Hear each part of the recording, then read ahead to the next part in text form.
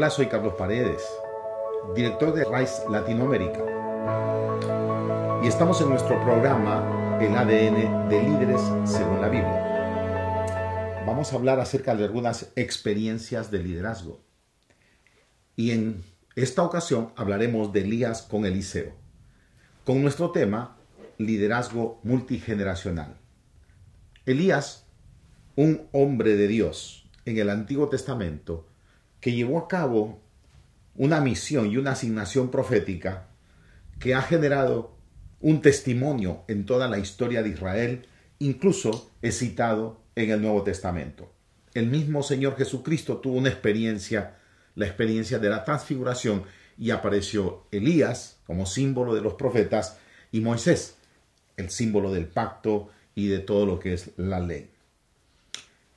Pero hoy vamos a darnos cuenta que Elías entró en una etapa difícil en su vida. Y así es. No todo en nuestra vida es ascendente. Hay momentos difíciles. Hay pruebas, hay dificultades. Hay situaciones que muchas veces no son contrarias y adversas. En el caso de Elías, acababa de pasar un evento extraordinario, pero de pronto es amenazado, perseguido, de tal manera que se entristece, se angustia y experimenta un cierto cuadro de depresión, al punto de querer morirse. Así que encontramos a Elías en una etapa de crisis. Entró en este cuadro de angustia y de depresión. Y esta crisis reveló algo a considerar. Reveló que Elías era un solitario. Él tenía un ayudante, un asistente que le hacía atenciones a él, pero no tenía un partner, no tenía un socio ministerial, un amigo con quien compartir. Era un solitario. Y en consecuencia estaba expuesto a no dejar un legado. Y esto es algo importante que Dios nos muestra en la relación de Elías con Eliseo, y tenemos mucho que aprender, porque estamos llevando a cabo una visión de parte de Dios. Y hemos dicho que la visión permanece y las personas pasamos. Así que el punto es que en esta etapa de crisis hay una intervención de Dios, hay una respuesta de parte de Dios. Porque Dios es un Dios multigeneracional, es Dios de Abraham, de Isaac, de Jacob. Es multigeneracional. Entonces, en ese cuadro de abandono al que se entregó Elías, queriendo morir, dice que viene un ángel y le dice: despiértate, come y bebe. Evidentemente se despertó y tenía comida, tenía una torta para comer y agua para beber. Se volvió a dormir profundamente. Por segunda vez, dice, regresó el ángel de Jehová, lo tocó y le dijo: levántate y come, porque el largo camino te resta. Qué interesante. El ángel es el mensajero de Dios. Y Dios le está diciendo a Elías: estás en una etapa de crisis, pero la crisis no es el final. Y entonces, ¿qué tiene que acontecer? ¿Qué es lo que va a suceder? Es aquí cuando nosotros vemos que Elías pasa por una etapa que necesita reposar. Elías descansó. Se tomó un tiempo para descansar de las tareas, de las actividades, de todo aquello que estaba cargando su vida, cargando sus emociones, generando tensión y viviendo bajo mucha presión. Descanso. Luego Elías fue sanado. Dios lo acompañó en ese proceso y lo sanó y lo liberó, porque lo confrontó con ciertas ideas que estaban dentro de él, que él presumía o asumía que su vida no era importante, porque si no, todo le hubiera salido bien. Y aunque le salió bien a él, no tuvo la respuesta que él hubiera esperado de parte del liderazgo de la nación. Entonces era necesario un descanso, era necesario ser sanado, ser liberado, confrontado con todos esos paradigmas, esos pensamientos que son medias verdades o son mentiras, pero se convierten finalmente en pensamientos limitantes. ¿Para qué? Para luego ser restaurado y repuesto. Y hay algo interesante. Dios, desde el momento que le envía un mensaje, lo afirma siempre pensando en el futuro. En su momento de crisis, Él no quiere saber ya nada. Él no está interesado más por la vida, por el trabajo. Él ha perdido una perspectiva de vida. Pero Dios empieza a afirmarlo sobre su futuro. Y sabes, Dios no lo está afirmando por el más allá. Dios lo está afirmando por una tarea presente. Y para eso es importante que Él sea sanado, restaurado, repuesto y continúe en su asignación. Le dijo en un momento dado en que Dios se le aparece en ese proceso de sanidad y de restauración. Vuélvete por tu camino, le dice, ¿no? Ungirás a Eliseo, hijo de Safat, de Abel Mehola, lo ungirás como profeta para que ocupe tu lugar. Al que escape de la espada de Hazael, Jehú lo matará, y al que escapa de Jehú, Eliseo lo matará. Dios le dice, no has terminado. Es necesario que vuelvas por tu camino. Unjas a Hazael como rey de Siria, a Jehú como rey de Samaria y a Eliseo como tu sucesor. El ministerio profético, el liderazgo de la nación, para traer una voz de parte de Dios, no podía quedar en blanco. No iba a quedar en un vacío. Era necesario tener ese liderazgo con la voz de Dios para la nación. Y le dice de manera clara nuevamente, estoy pensando en el futuro y hay algo que tú tienes que hacer y lo que tú ya no lo vas a hacer, lo va a realizar la siguiente generación. Qué tremendo. La generación.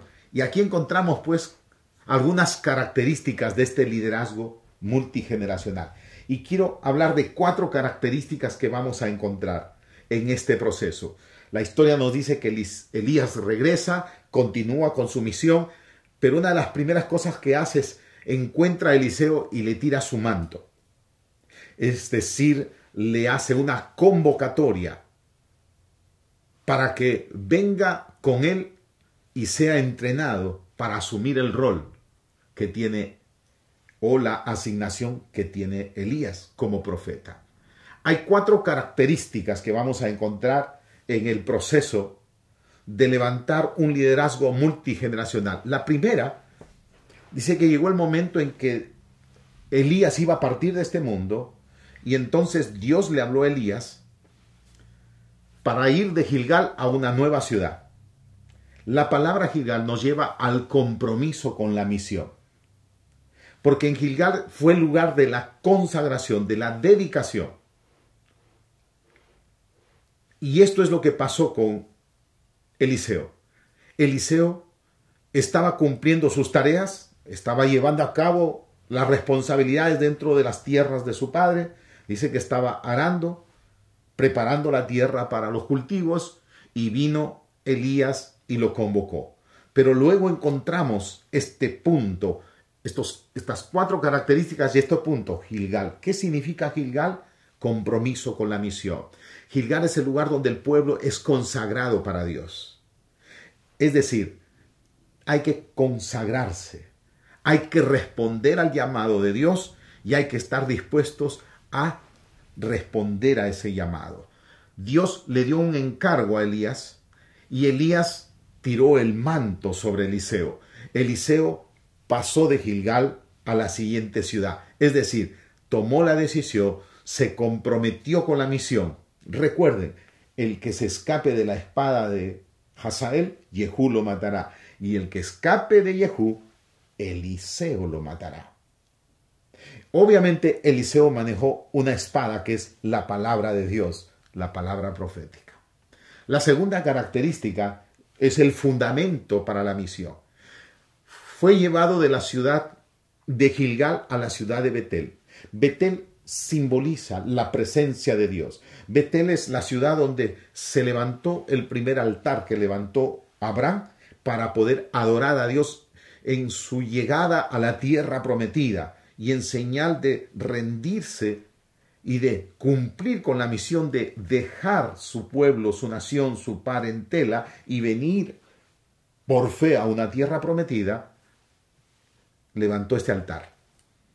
Así que encontramos una frase: Elías, vive Jehová en cuya presencia estoy.